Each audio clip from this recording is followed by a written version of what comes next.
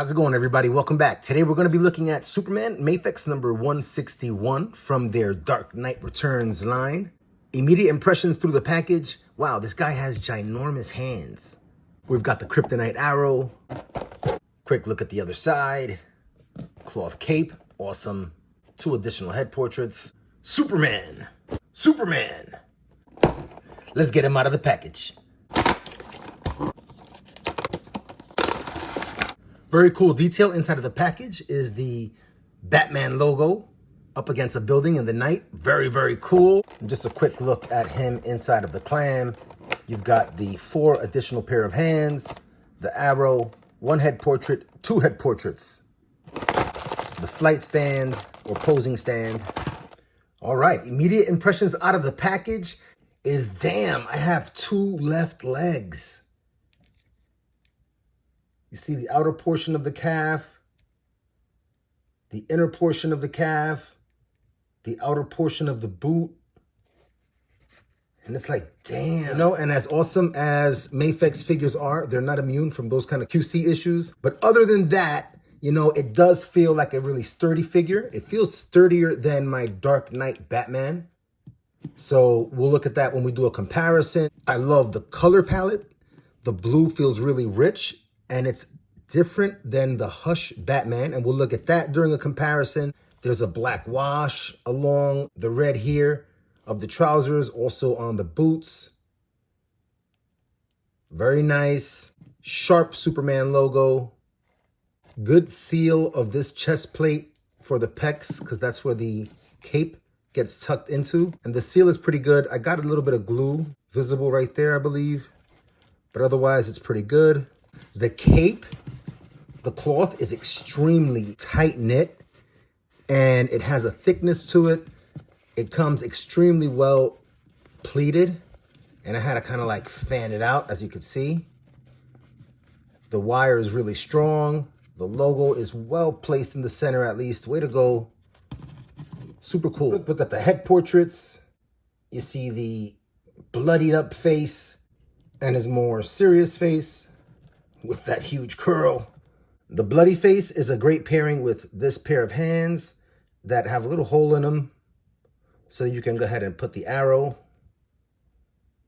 into the hand. We also have some emotive hands. We also have some more open hands and his flight hands. Very chill. All right, he's looking sharp. He really is looking sharp. If I had the 2 perfect legs, he'd be perfect so far. Let's look at articulation. So you have the neck that is sitting on a ball peg, and then the head is sitting on a peg on the neck. And you've got great rotation. You've got tilt. You have up. You have down. At the shoulders, you're gonna get past 90 degrees. And you have that awesome butterfly joint there. Rotation at the bicep. Your double jointed elbow. Your rotation at the fist with the universal double peg ball joint. You have the upper diaphragm cut. Give you some crunch down. With the waist cut, you'll get a little further down. Up with the waist cut and up with the diaphragm cut. It exposes it just a little bit there. At the upper thigh, we have that swivel. You've got your double jointed knee, which is outstanding. And look at how the mold of the calf catches the back of the mold of the thigh. Very cool. Have a toe joint. They'll give you decent range up. Really good range down. And you have the rocker. You have a good split, forward and back restricted. Let's look at an action pose and play with our friend here, and then we'll do our themed comparison. All right, very nice. The cape is huge and the wire is really, really strong. Combined with the thickness of the material, it just gives you some really great movement. And I'm not even great at posing capes, you know, but it just gets caught up all by itself. Really, really nice. This feature here, the way it's tucked in, it works really well. It doesn't feel weak or flimsy at all. So you can kind of pose away. Super cool. I've got him there as if he caught the arrow from Batman. So let's go ahead and bring out the Dark Knight. All right, a nice little face-off there. Very cool. I'm digging that. They both look absolutely great together. I will say that. I do want to do a kind of like standing tall side-by-side comparison of the two of them to see their proportions a bit, but they do look great together. Give us a slightly different angle there of the action. Really nice. All right, let's do a straight up comparison. All right, close look at Superman and Batman side by side.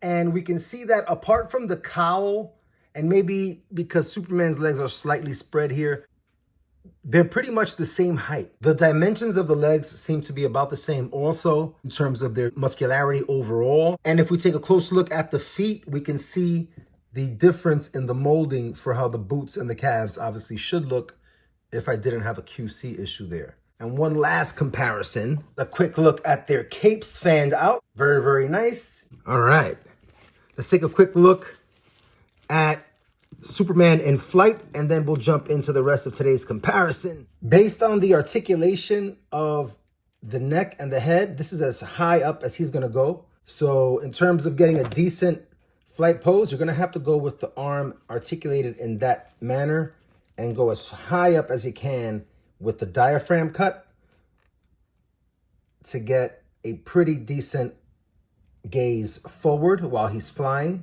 But you see, it's really not ideal. You'd love for your Superman to be able to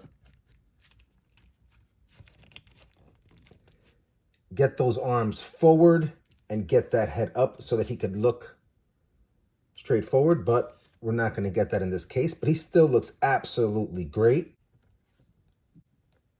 Beautiful, beautiful stuff. I absolutely love the way this Superman looks. I didn't find this to interfere with articulation today, but it is unsightly, but it is an awesome, awesome fig overall as is. That having been said, let's jump into the rest of today's themed comparison. I'll bring out my Revoltech Amazing Yamaguchi New 52 Superman, and you see he scales pretty well with our Dark Knight Superman. I'll also bring out my Mafex Hush Superman, and this is regarded by many as maybe the best Superman in this scale ever made. And you can't really argue with that logic too much because it really is a beautiful sculpt and a great, great Superman. The cape is amazing also. And you see that the blue tones here on the suits are very different. Quick look at the capes in the back. Three very, very different capes. They all work extremely well. This one doesn't have a wire along the bottom. And if I had to rate them based on my own personal opinion, I would go 1, 2, 3. Because I like the material and the wire of this particular cape. Here on this cape, I really, really love the material, but the way it sits around the collar is just very, very awkward and unsightly, honestly, but it works. So very, very cool. And to give us a sense of scale, I'll bring out a Marvel Legends Firelord. I'll bring out my Mythic Legions War Duke.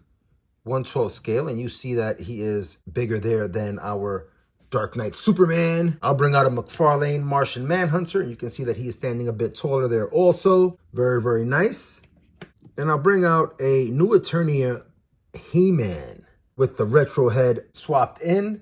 Very, very nice, very cool. Let's bring Batman back in. All right, nice little shot there to wrap up today. I think that overall, this is a stunning figure.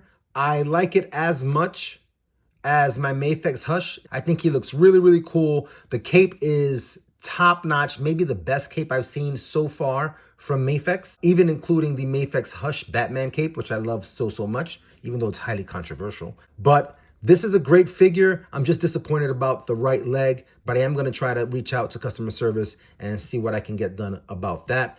Wish me good luck on that. As always, everybody, it is a ton of fun to take out time to share the experience of collecting toys as an adult, especially when I'm sharing one of my favorite all-time characters in Superman.